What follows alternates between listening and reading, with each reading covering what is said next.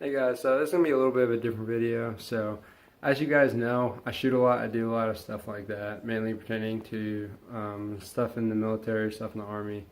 But what you guys don't really know is I actually like to paint a lot. So, you can see I like hanging stuff on my walls. If I can't really find something that conveys a particular meaning or an image, usually I'll try and paint it myself. So, real quick, I'll show you guys the paintings I've done so far. They're not like spectacular, but maybe they might give you some inspiration for something you might be looking for as well.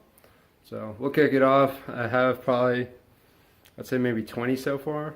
So yeah, we'll kick it off and you guys take a look. Alright, so what I'm going to start with first is this painting. You might have just saw it in the background. So the inspiration for this, there wasn't really a whole lot. Honestly, I thought the Northern Lights, I thought the Aurora Borealis was pretty cool. So I kind of just wanted to give it a shot, kind of do my interpretation of, what I think, how I feel whenever I think of the Northern Lights. So it's a little different from the other pieces I've done, but as you guys can tell, it's mainly background focused.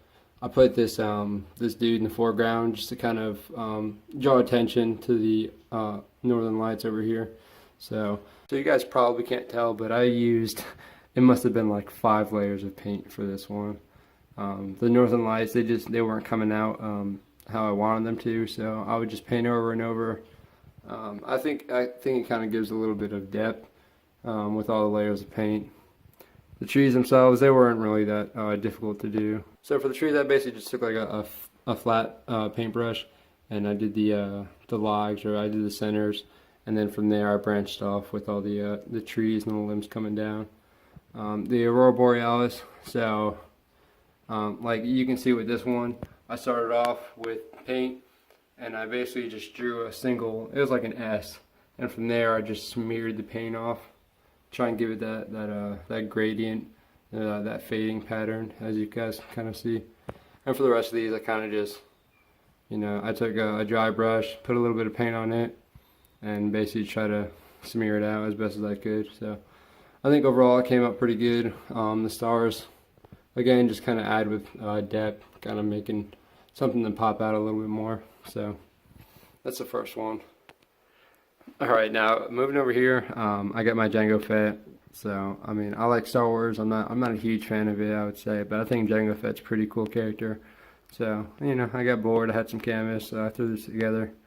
As you can tell, it got damaged during a move. It's not that big of a deal. I'm not trying to sell it or anything crazy like that. So obviously I started off mainly just doing it's how I do every painting. I start off just drawing the shapes, just so I know the placement of everything and I can get the scale right. And then from there I'll move on to the background. So as you can tell, the background's pretty simple. For the rocks, I basically just took paint, did like a squiggle, and then I took a dry paintbrush and basically just pulled it so it kind of looks like it's got some depth, some shape behind it all. So I pretty much did that all the way down here. And then for the figure itself, so I draw the details in the objects first, just again so I can make sure the scale is pretty decent. And then from there, usually I'll end up painting over it. Like with this part, I pretty much painted the whole chest in a light gray, and then from there I moved on to the darker colors.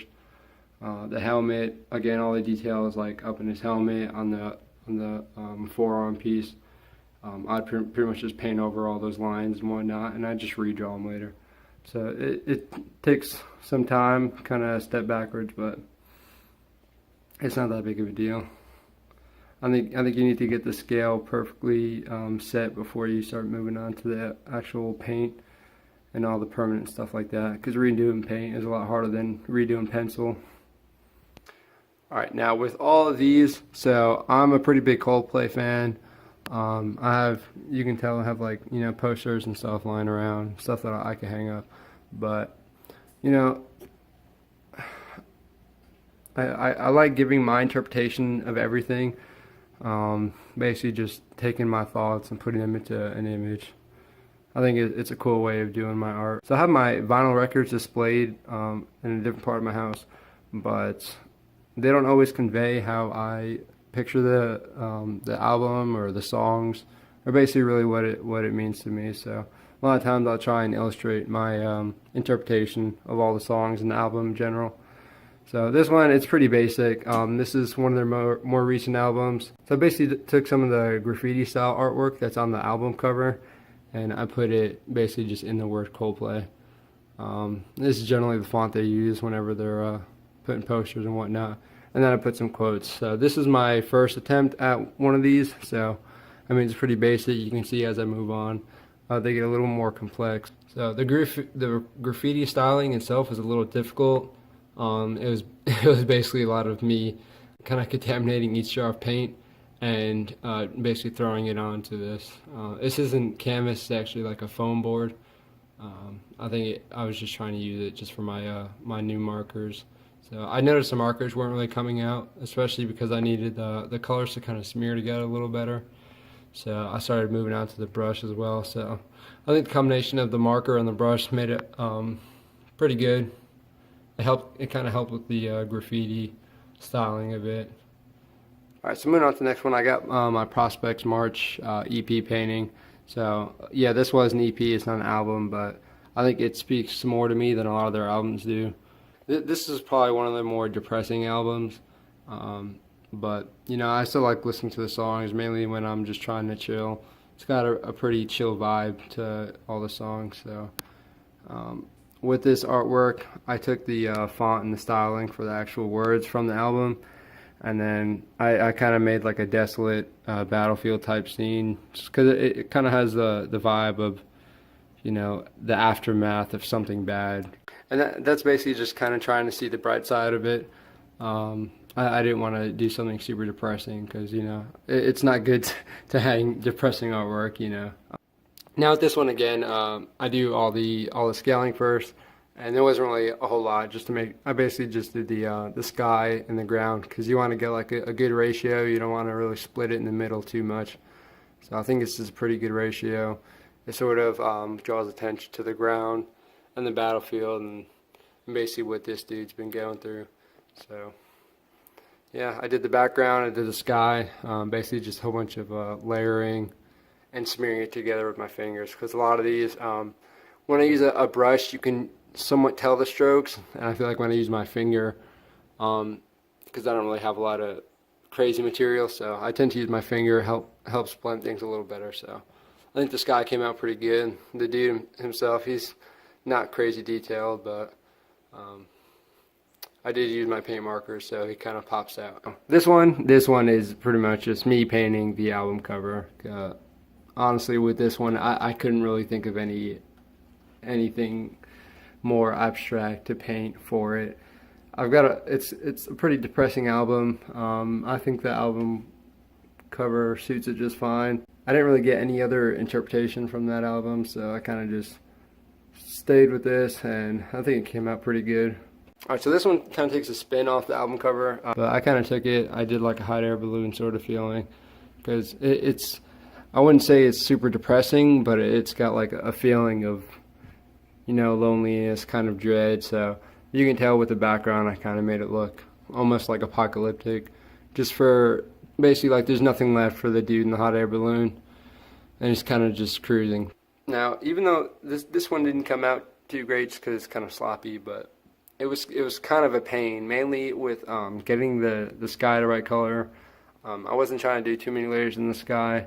I was mainly trying to get all the layers on the ground just to make it look like there was, you know, chaos or what have you on the land itself. Kind of looks like there's like lava spewing from the ground. So I tried to get that sort of feel without making it too specific or too detailed. So I think the ground itself came out a little decent. The parachute, or excuse me, the hot air balloon itself, I don't know, could have been a little better. You can see I put some paint over the strings, kind of make it look a little hazier. You know, just that kind of adds some more dread to it. So this is one of my more depressing ones. That's why I kind of try and keep it in the corner. It was one of those things I kind of wanted to paint because, you know, again, I just want to do my own interpretation of it. So I painted it. It's not one of my better ones, so yeah, that's why I keep it in the corner over here. This one, I mean, there's not really a lot to say about it. I like guns. Basically, it's just some of the gun manufacturers that I've purchased in the past. It's nothing crazy.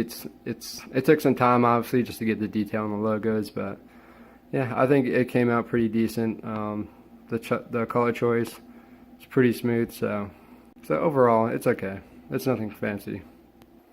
Alright, now this one was a little bit different, mainly because I was, normally with acrylics, I don't like getting the pattern, I don't like getting the brush strokes, and I don't like getting the 3D effect of the actual acrylic paint. Mainly because I usually like when it blends a little better, and if you can see the strokes, it kind of takes away from it, I think. But for this one, I was really just trying to get all the detail in, get all the depth, and get all the colors. Even though I am colorblind, I really like having colorful art in my house, so this is just something to kind of brighten up this corner of the house. It's nothing crazy. I just took some tape, cut it out with an X-Acto knife, and I basically put it on the canvas, and then from there I took a paintbrush, basically soaked it with acrylic paint, if you can use that word, and I basically just threw paint onto it, and I would just do a brush stroke here and there. So it's good. It's got some depth, it's got some color. It's nothing big, but I dig it. Alright guys, so let me know what you think of the video. It is a little different, I know that, so just, again, let me know what you think of it. I'll try and do these videos periodically, basically when I get enough paintings in a particular type of styling. I'll probably do another one here soon of all the video game paintings that I've done, and move on from there. So let me know if there's anything you guys want me to specify a little more, go into a little more detail about, mainly with my setup or my materials or stuff like that, or my technique even, if you can call it that. But yeah, let me know. Let me know if I ramble on too much about anything. But that's it. So I'll see you guys later.